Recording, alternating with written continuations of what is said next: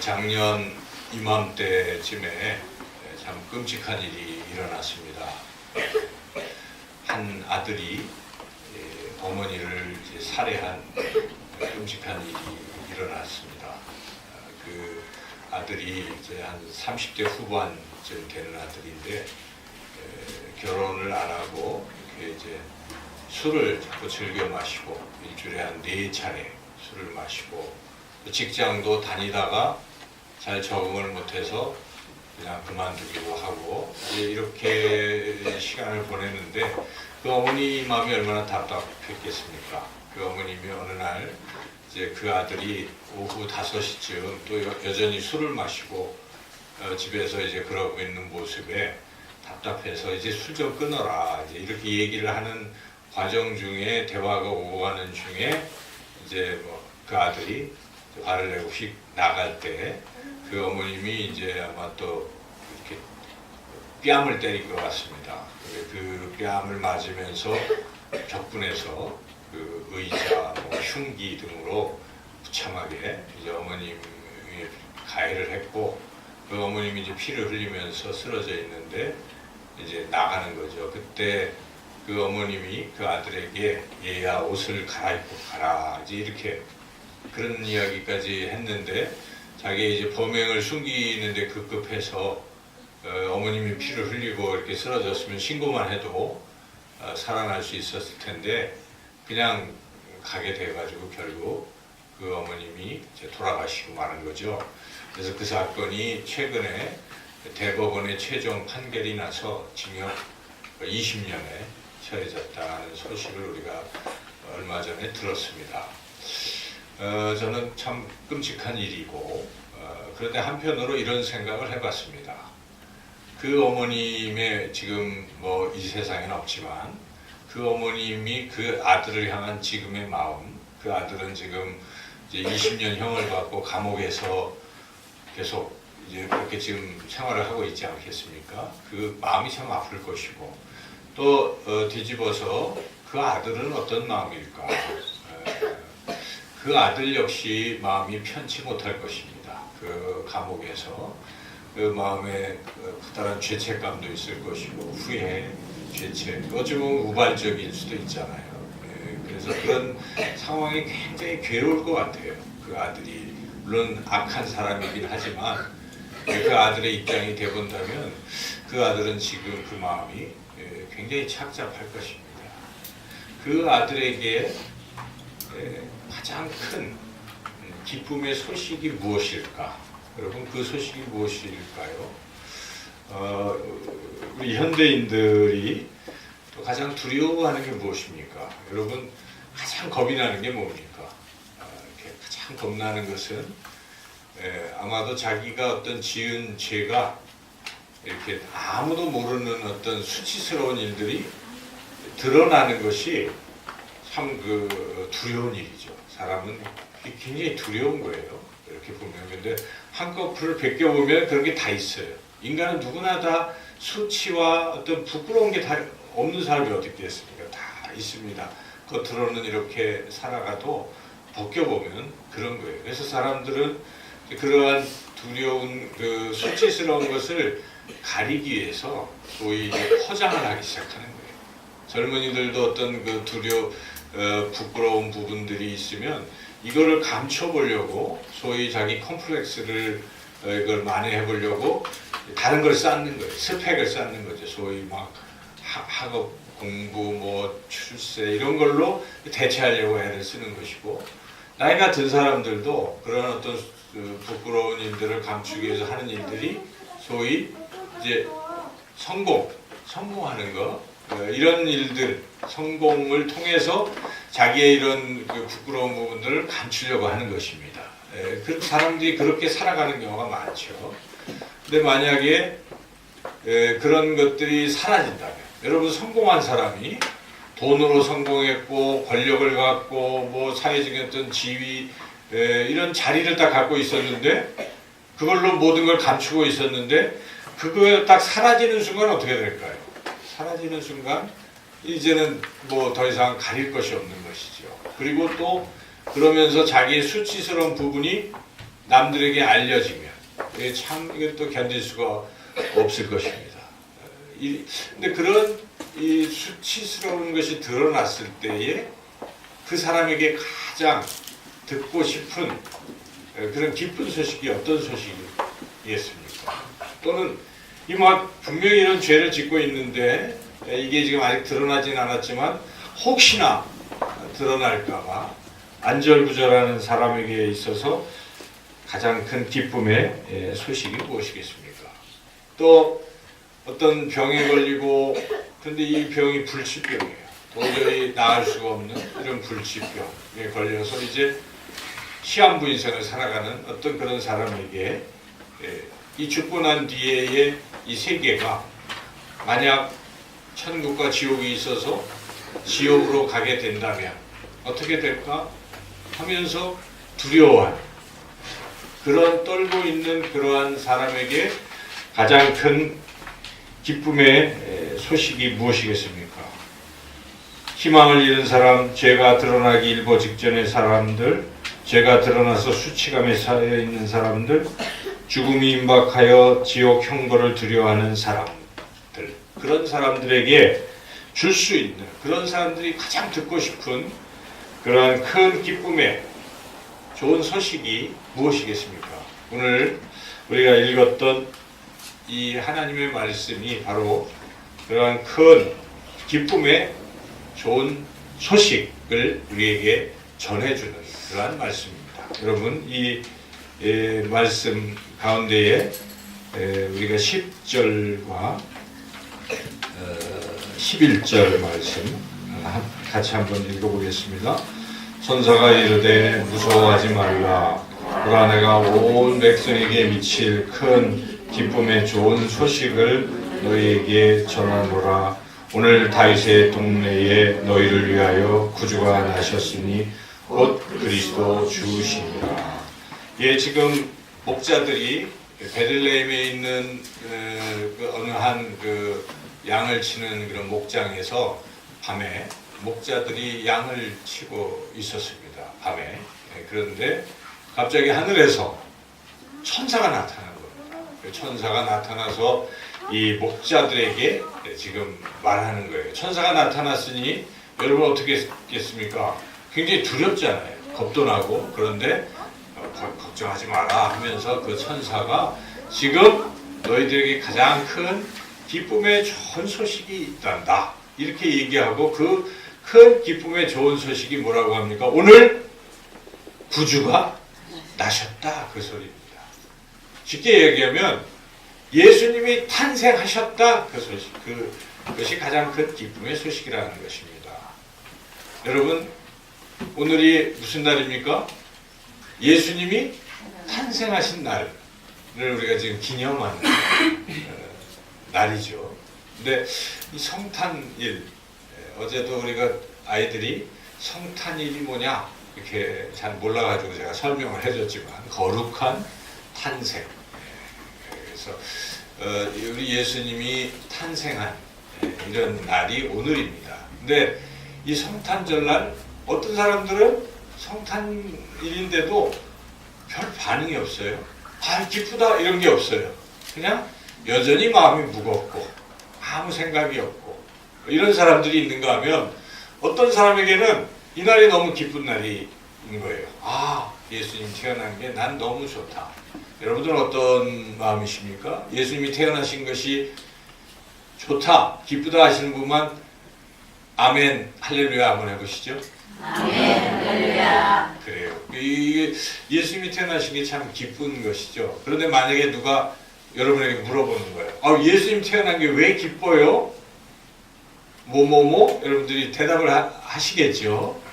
그래서 오늘 이 말씀을 통해서 예수님이 이 땅에 태어나신 게 왜 그렇게 기쁘고 좋은 소식일까? 우리가 말씀을 통해 함께 깨닫기를 원합니다. 첫째는 우리 예수님은 가장 소외되고 또 가장 낮은 약자들에게 임하시기 때문에 이게 좋다 하는 것입니다.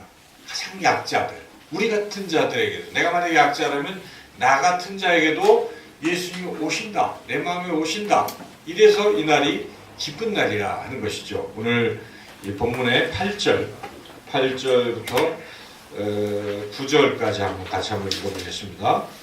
그 지역에 목자들이 밤에 밖에서 자기 양떼를 지키더니 주의 사자가 곁에 서서 주의 영광이 그들을 두루 비치매 크게 무서워하는지라.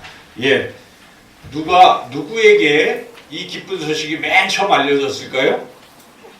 목자들이라는 거죠. 목자들에게 맨 처음 알려졌어요. 동방박사 얘기는 마태복음에 나오는데 동방박사는 나중 얘기예요. 시간상.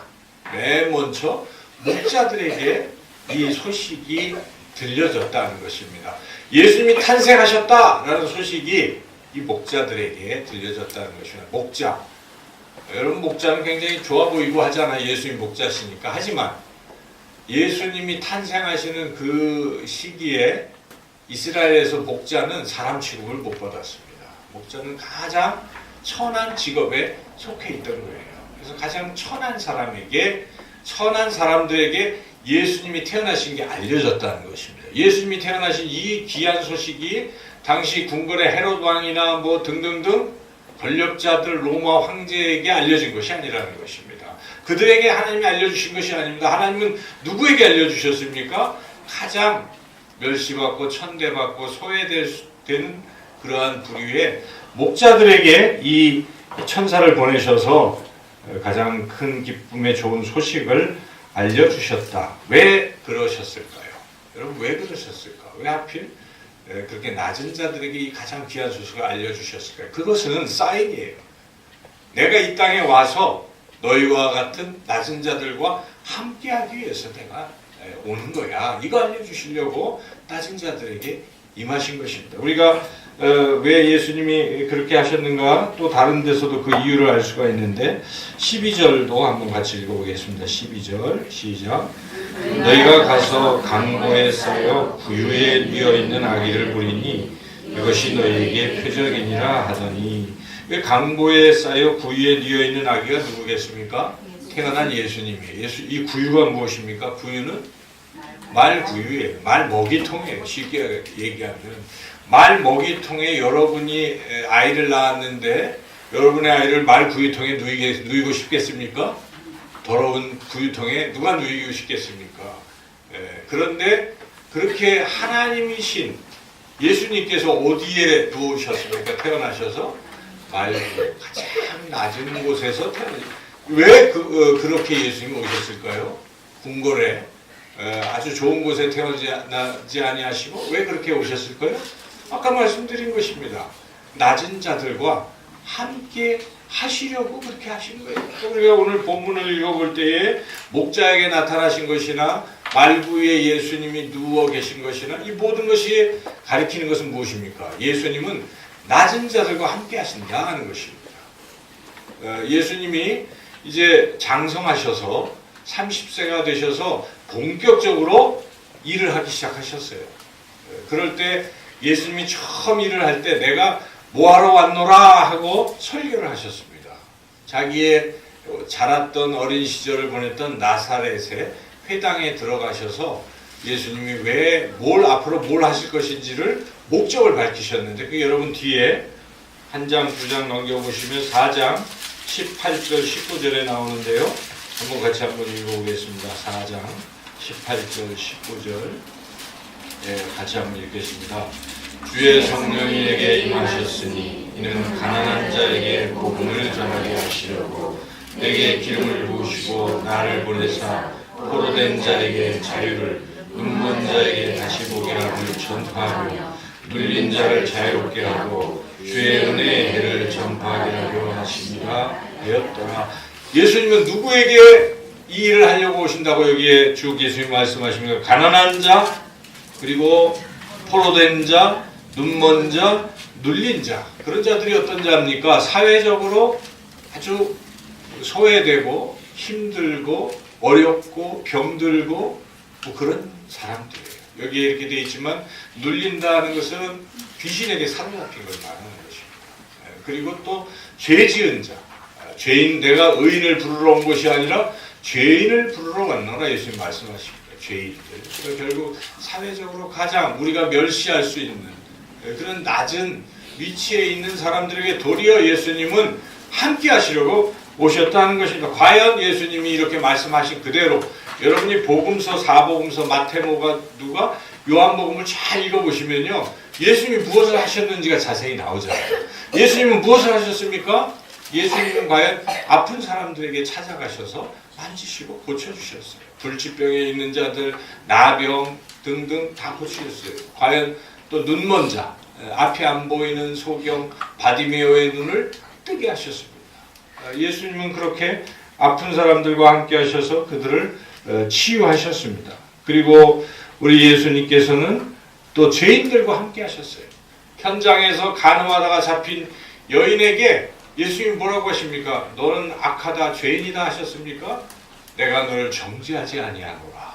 사람들은 돌로 쳐서 그 여인을 죽이려고 했을 때 너희들 죄 없는 자가 돌로 치라고 말씀하시고 그 여인의 죄를 용서해 주신 분이 예수님이세요. 그렇게 예수님은 죄인들에게, 우리는 죄인들을 정죄할지 몰라도 주님은 결코 정죄하지 않는다는 것입니다. 어떤 죄를 졌을지라도 주님은 다가가는 것입니다. 아마도 그 아들, 제가 아까 앞에서 말씀드린 그 아들도 어찌 보면 우리는 다 손가락질하고 저런 폐륜아가 있냐 이렇게 얘기할 수 있어요. 그런데 주님은 그러시지 않는다는 것입니다. 그가 그렇게 했을지라도 주님은 지금 그 차디찬 감옥에 그에게 다가가고 계실 것입니다. 그가 주님을 만나고 자기의 죄를 정말 잘못했음을 철저히 회개하고 주님 품에 돌아온다면 그는 용서를 받는 것입니다. 하나님의 자녀가 되는 것입니다. 성경은 그것을 우리에게 계속 말씀하고 있는 것입니다. 둘째 아들 탕자가 온통 부모 재산을 다 가지고 탕진하고 그랬을지라도 그가 다 거지가 돼서 집에 가서 뭐 먹을 거라도 좀 어떻게 얻어먹겠다 이랬을 때 보통의 부모 같으면 뭐라고 했을 수도 있어요. 그러나 성경에 나오는 그 아버지 대신 하나님 어떠십니까? 그를 끌어안고 다시 회복시켜 주시는 것입니다. 그것이 하나님의 마음이라는 것입니다. 예수님은 바로 그렇게 죄인들에게 함께 하셨고 특별히 사회적으로 따돌림 받는 사람들, 사마리아인은 남편이 몇 명입니까? 7. 많잖아요. 그것도 다 번갈아가면서 바꿔가는 그 사마리아 여인. 그래서 사람들이 손가락질해요. 넌 저런 여자가 다르다. 상종을 안 합니다.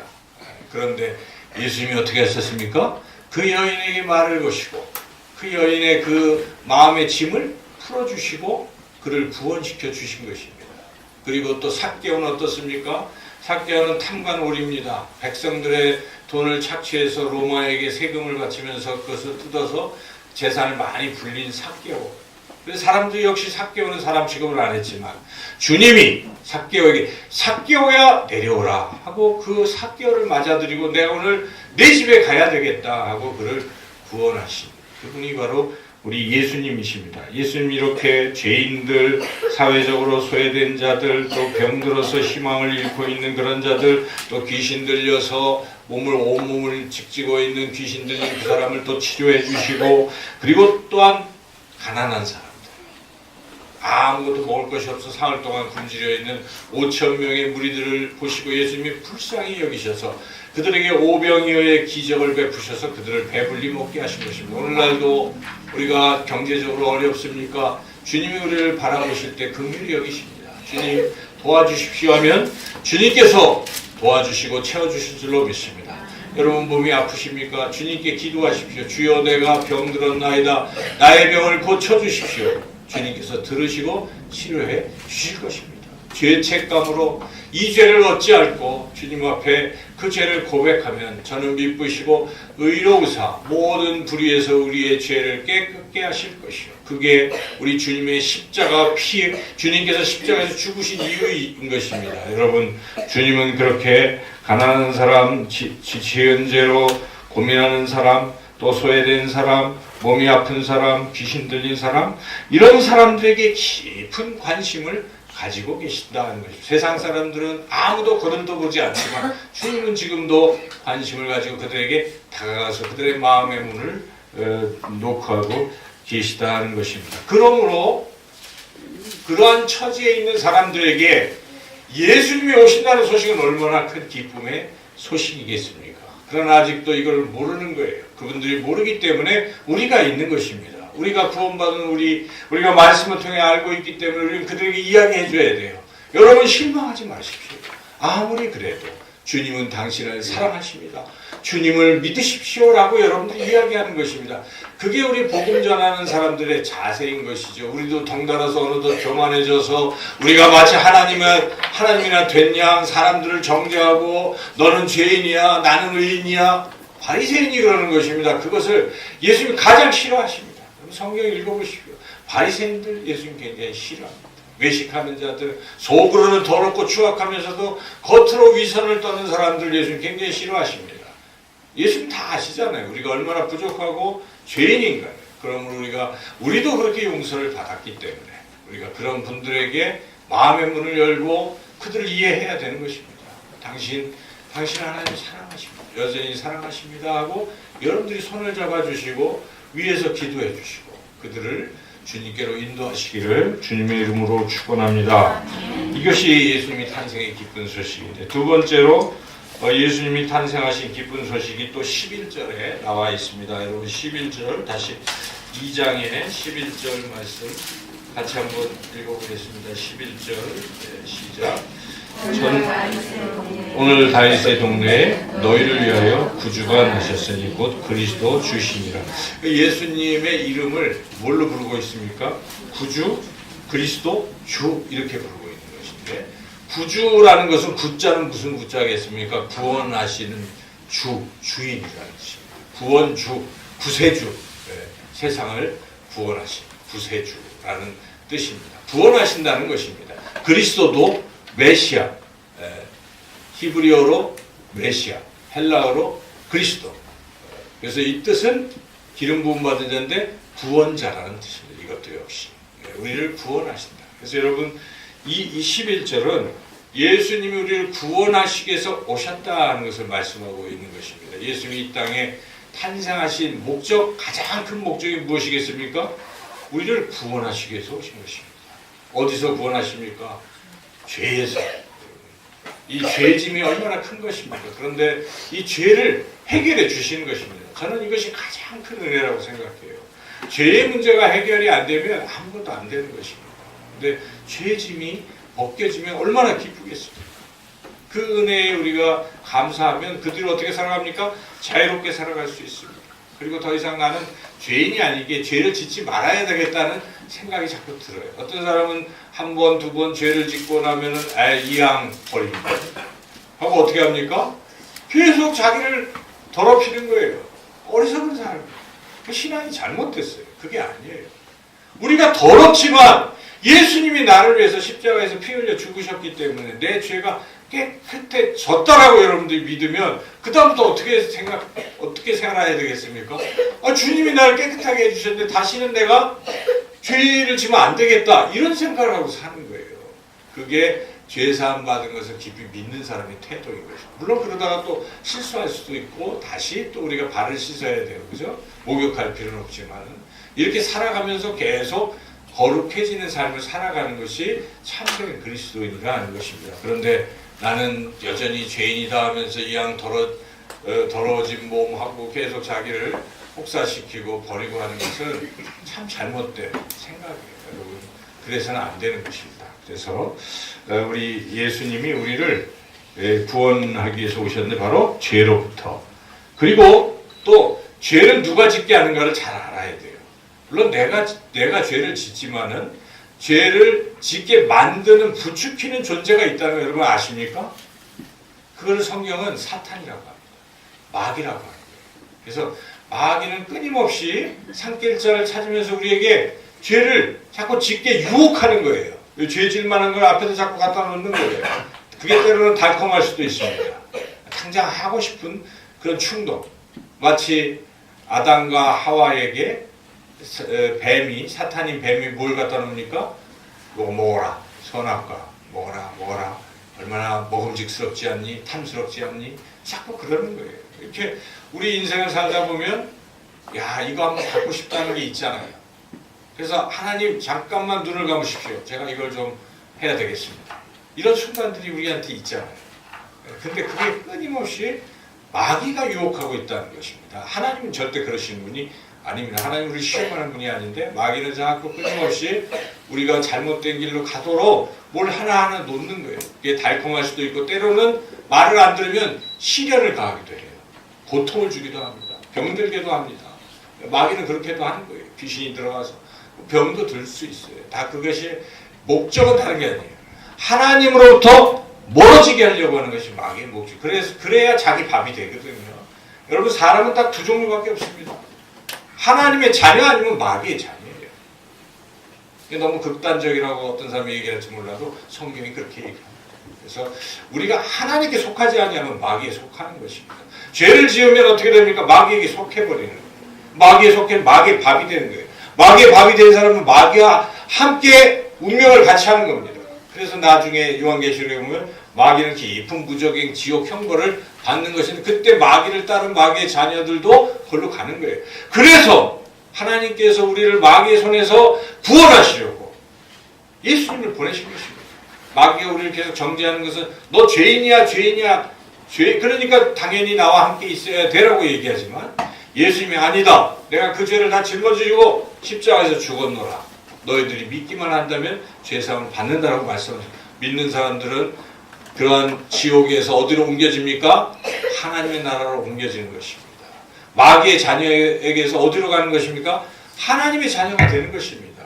바로 예수님 믿는다는 그 하나 때문에 우리는 옮겨진 거예요. 그래서 우리는 죄에서 죄사함 받을 뿐만 아니라 죄의 권세를 가지고 죄를 유혹하는 그 마귀로부터도 우리는 벗어나서 하나님의 자녀가 된 줄로 믿습니다.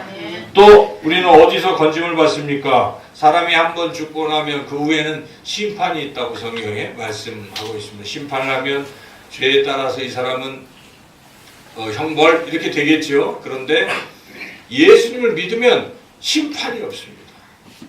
우리가 딱 죽는 순간에 예수님을 믿는 사람은 우리의 영혼이 하나님 품으로 그냥 직행을 하는 거예요.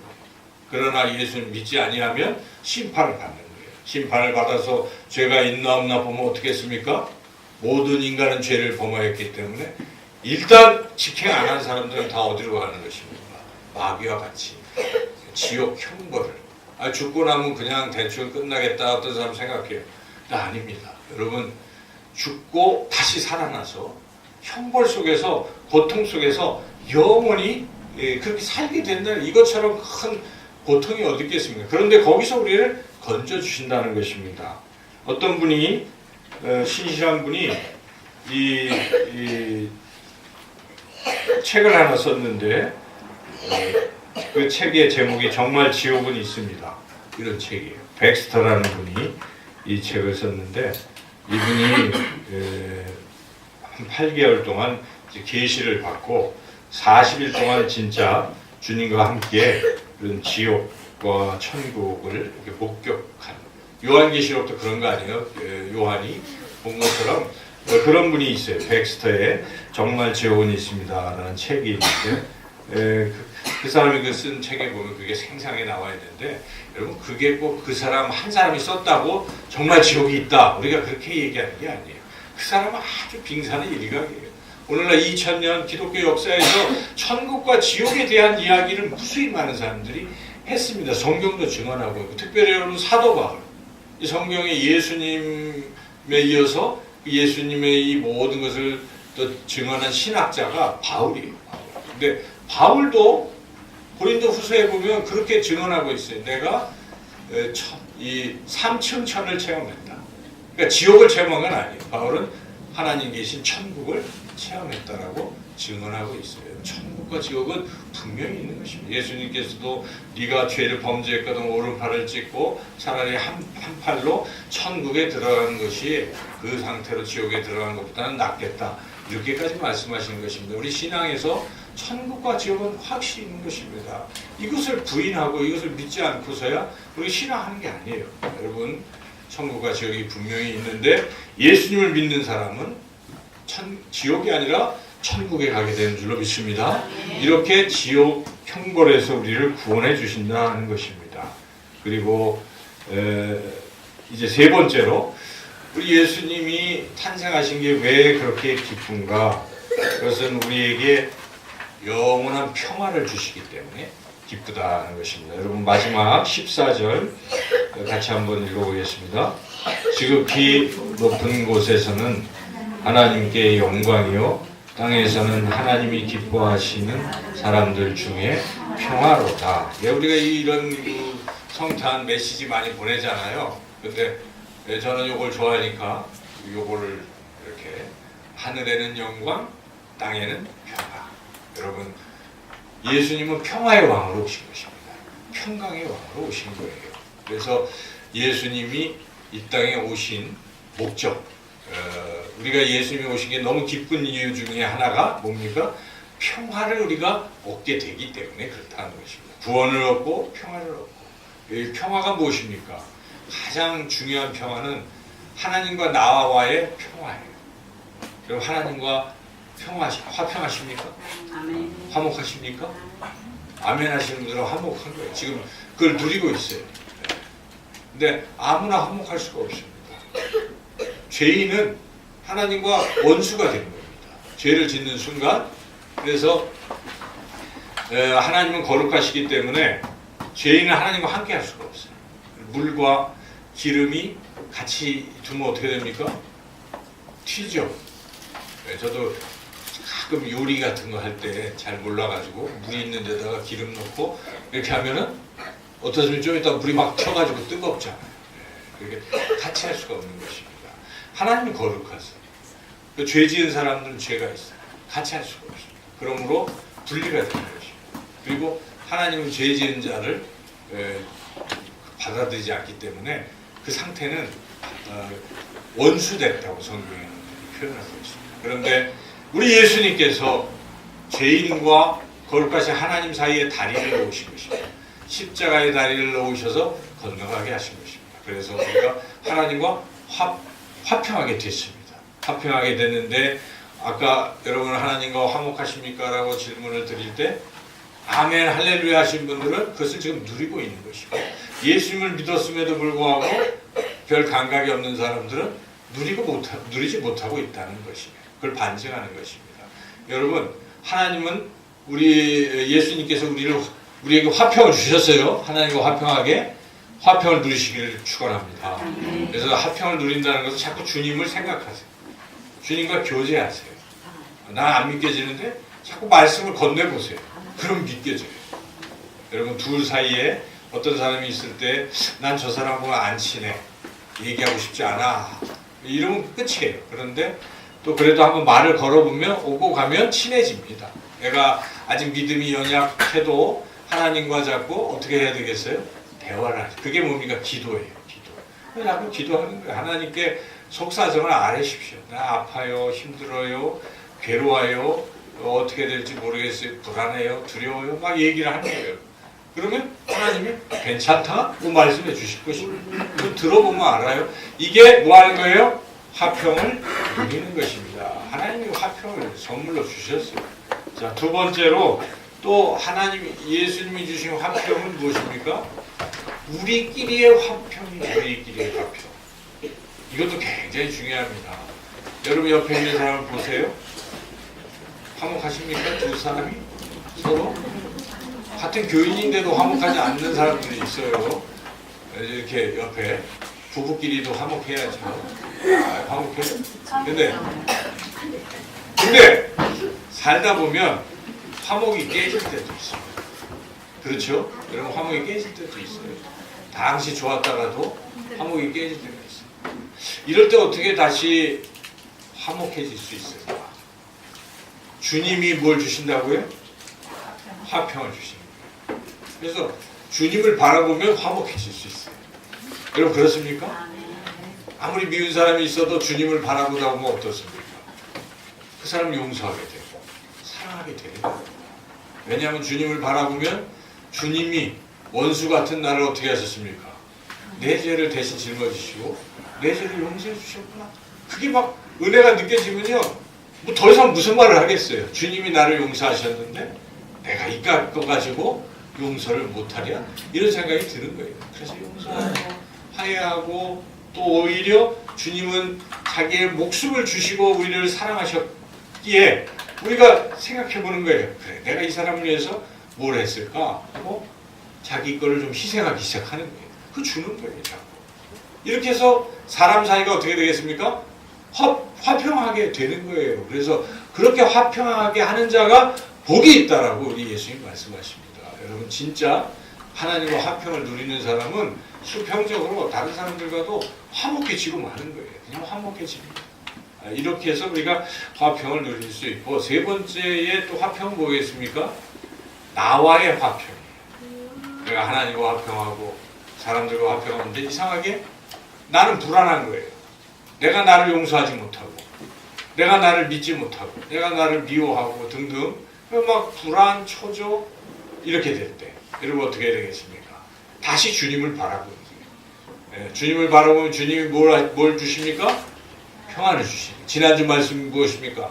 빌립보서 4장 4절에서 7절 아무것도 염려하지 말고 오직 모든 일에 기도와 간구로 너희 구할 것을 감사함으로 하나님께 아뢰라. 그리하면 모든 지각에 뛰어난 하나님의 평강이 그리스도 예수 안에서 너희 마음과 생각을 지키시리라. 평강이 지켜주신다는 것입니다. 생각을 불안했던 것들을 잠재우는 것입니다.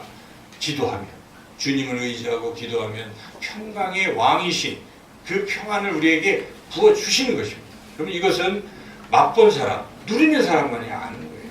여러분 모두가 그러한 진정한 평화를 누리시기를 주님의 이름으로 축원합니다. 기도하겠습니다.